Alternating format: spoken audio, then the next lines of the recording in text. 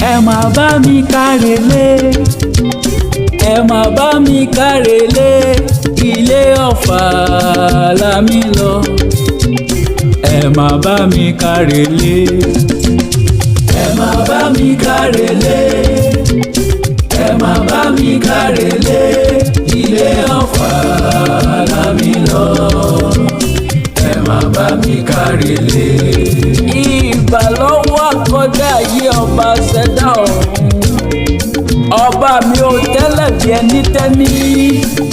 Ojúmọ́ re ló mọ́ wa nílẹ̀ yọ ọjà re, ẹni ojúmọ́ re bá mú kó dúpẹ́ lọ́wọ́ Elédùà ọba mi òkè. Ẹ̀yin olólùfẹ́ mi, ó yẹ súré tètè kẹ́ bá mi délé ọlá lọ mí.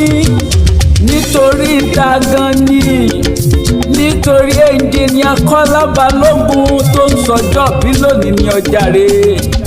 Ẹnjìníà Kọ́lá Balógun, the eagle of Momas Group, tó ń sọjọ́ bí lónìí 13th of May 2025. Ẹnjìníà Kọ́lá Balógun máa gbọ́ bí mo ṣe ń kí ọkọ̀ ríran bàbá rẹ̀.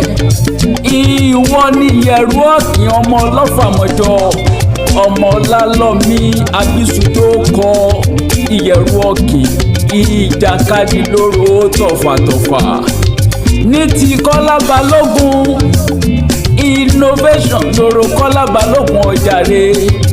Èmi ìjálá jáǹkà mo fi yẹn kún, nítorí tá a bá rẹ́rìn ẹja sọ fún àrẹ́rìn.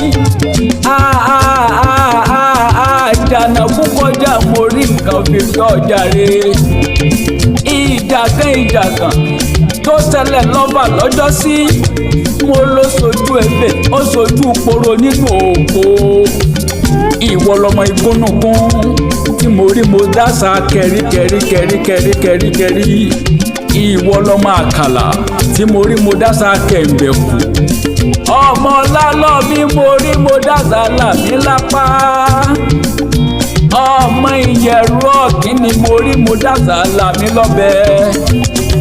Kọ́lá Balógun ó sì rọra làmì, tó o bá làmì má jẹ́ kí abẹ́ ó dilẹ̀ lápá mi, torí mi ò rárá gbabẹ́ sí. Happy birthday to you, long life and prosperity. Wà á fọwọ́ pawú, mo ní wà á fẹ́rìgì jẹ́ nǹkan tó dáa. Ojú innovation rẹ ò ní fọ́, tí innovation rẹ ò ní jì, ahọ́n innovation rẹ ò ní lọ, ẹsẹ̀ apá innovation rẹ ò ní rọ, ọpọlọ innovation rẹ ò ní dọ́bà lágbára Elédùà ọba mi òkè. Kọ́lá Balógun, tán bá wá ń bi ọpẹ́ ta ló ń korí kí ilé bàbá rẹ kíkankíkan, bá mi sọ fún wọn pé ní ìjálá jáǹtà náà ni. Èmi lọmọ ẹwú ní wínrín, ọmọ adálẹ̀gbé wúrà, ọmọ ẹwú ọmọ adálẹ̀gbé sùn gángan. Èmi lọmọ ẹwú filé hàn mí, èmi lọmọ ẹwú fọ̀nà mi ọ̀jàre. Èmi lọmọ ẹwú kí kò jẹ́ fàbùjá ilé ìkiri hàn ní. Èmi lọmọ àkànkú ilé, ìran bàbá mi lọmọ àkànkú ọ̀nà ìtìgbò.